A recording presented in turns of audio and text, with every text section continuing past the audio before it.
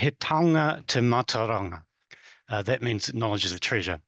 Or perhaps I should say, harking back to Alyssa's question of just a while ago, he tauka te mataraka, because where I'm from in the south of New Zealand, the dialect is not what you would call standard Te Reo Māori that is taught in schools. And instead of a na sound, they say a ka sound down there. Anyway, knowledge is a treasure is the whakatauki I wanted to begin with today. My talk will follow on quite nicely from a couple of the other things that people have been talking about already in relation to AI.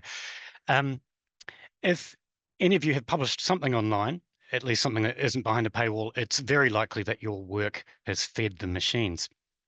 Now, while at least in the academic context, we have always published because we want people to read our work, we want them to learn from it, we want to spread knowledge, build on it, and to increase our own profile potentially too. It's still a slightly creepy feeling people have about AI working on training on things that we've published in the past, because we didn't have that in mind when we put that thing out into the world. So this lightning talk was inspired by a conversation I had with a researcher about, I think it was about September last year, and she was approached by Cambridge University Press, with whom she'd published a book, about whether she wanted her book, whether she wanted to opt in or opt out into having her book be part of a training data set that Cambridge could sell to, license to other third parties. Now, so some of the context around this, you might remember that this caused something of a stir in the academic community around the middle to the third quarter of last year, where a couple of scholarly publishers just made fairly casual announcements that they'd made extra millions of dollars on top of the millions of dollars they were already making by licensing content to third parties to train data models. And they had not asked the permission of the academics.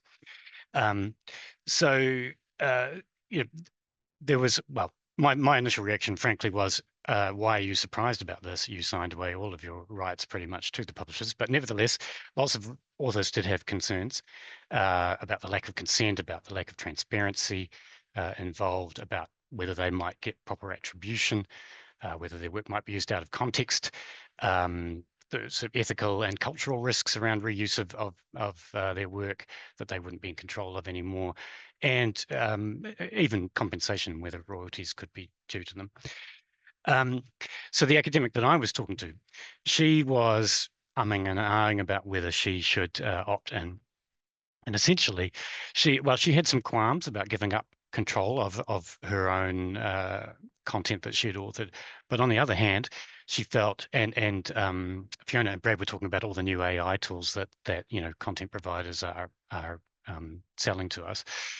She felt that her work just actually wouldn't be as visible or discoverable if she didn't opt in. So that was the quandary she was facing. And of course, not all publishers offered people the choice. Many of them just went ahead and did it because they actually had secured enough rights to do so through the agreements that people had signed in the past.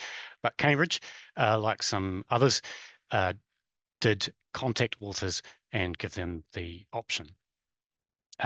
Cambridge, in this case, I saw the email that was sent to the researcher, and they assured her that yes, there would be proper attribution and potentially even royalties coming out of it, depending on the use case. So I am going to pop a Slido link in the chat, and I'm going to ask each of you to follow that link. I'll organize my screen sharing while I'm doing that. And I have 3 questions that I've posed for you. I wanted this talk to be a kind of a provocation for you to think about whether you're a person who publishes material yourself or whether you're someone who advises people who publish material. Where do you lie on this continuum? So you'll see the question. I see someone's already answered it. It's speedy work from someone there. So I've put a statement here.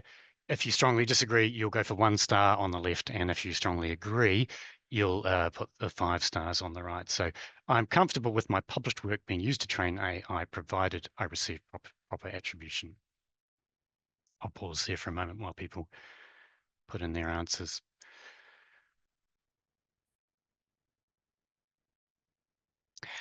I left out the concept of whether you receive financial remuneration here. I could have asked these in in many different ways.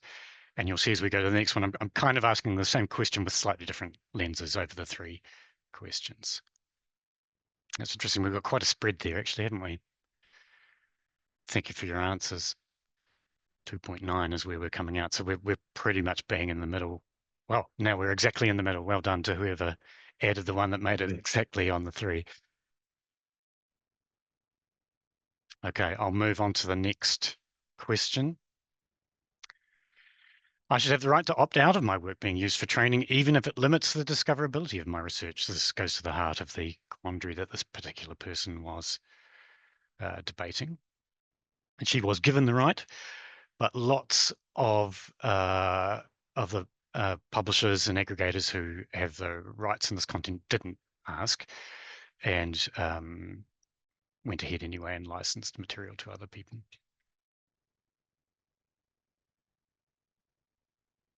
This one's a much more categorical answer by the looks of things.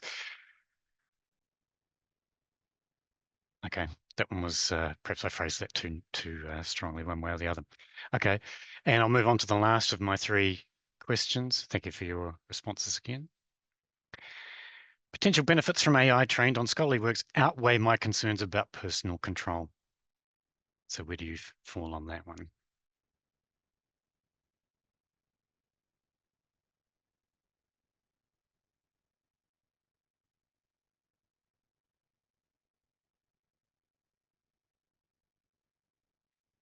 And I was reflecting on this question, again, in relation to Alyssa's question earlier, about that quandary between, well, if I say I might research in quite a particular niche area and I want people to be aware of this issue that I'm trying to raise, then maybe I feel like the benefits would be worth giving up that control so that the knowledge is spread around. Okay, we've got quite a peaky mountain in the middle there again. So we've got quite a few people in the neutral area on that one. Great, thank you very much, everybody. That's really good. I will. I realise I didn't actually share the thing I meant to, but you should have been seeing the answers. Hopefully, there we go. I'll quickly scan back through those so that you can see where we were at. That was our first one. It was quite a mix there, a fair amount of strong disagreement, but a range across them. The second one, everyone thought they should have the right to opt out, and the third one, it's quite a nice bell curve to that one. Okay, great. Thank you for that. So just to finish up,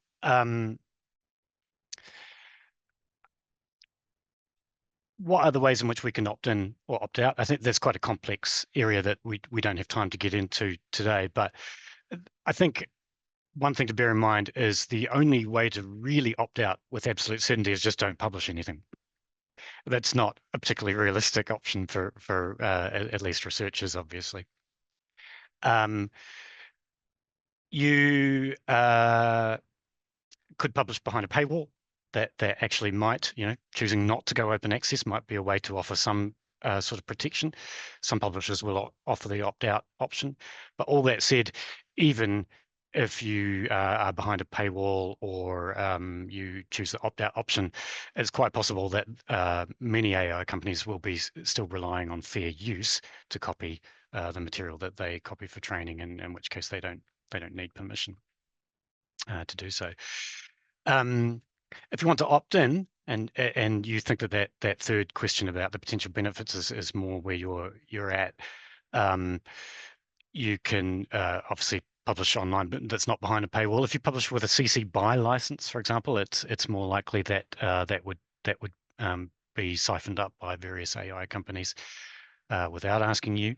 If you chose a non-commercial, non-derivatives version, though, that would mean they'd be more likely to have to rely on fair use for their copying and that sort of thing. And as a last consideration, I think this, going back to what Brad and Fiona were saying about the companies who we're giving content to when we're publishing, they're licensing AI products back to us. Another consideration for researchers as well, who am I publishing with and what are they going to do with it? If Elsevier is selling us a tool back, I'm potentially feeding into their tool by publishing with that particular company. So it's a new nuance for people to consider about their publishing choices. Just to finish off, I'm going to drop a couple of links in the chat just for some further reading that people can go off and have a look at it. One of them, the second one, is a licensing tracker, which is an interesting site where you can see which companies are doing the kind of thing that Cambridge was doing that I was talking about with that particular academic. So those are the companies that are licensing their material and therefore potentially paying royalties back to authors as well. All right, I will wind up there and hand back to you, Angela.